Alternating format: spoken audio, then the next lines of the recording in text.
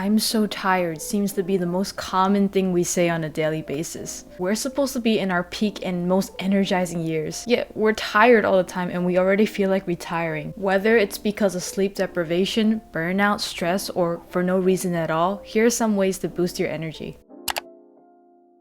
Notice what times in the day you feel most energetic versus when you're sluggish and tired.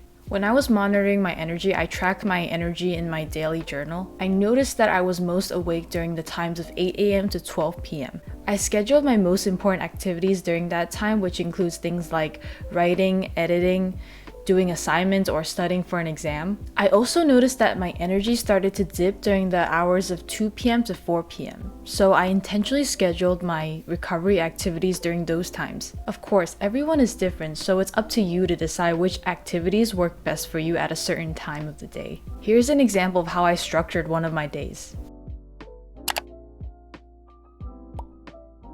This includes the foods we eat. As college students, we're all tempted to just grab a quick snack, but we don't realize that this seemingly small action compounds into something bigger, making us feeling more sluggish and more tired. Focus on eating foods that are low in the glycemic index, which includes foods like proteins, whole grains, and fruits.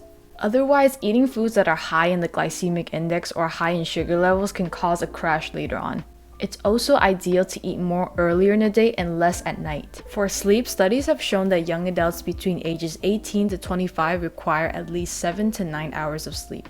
But you probably already heard of this many times. For exercise, studies have shown that we should get at least 2 to 3 times of aerobic exercise for at least 20 to 30 minutes per week. Periods of rest show great health benefits as well.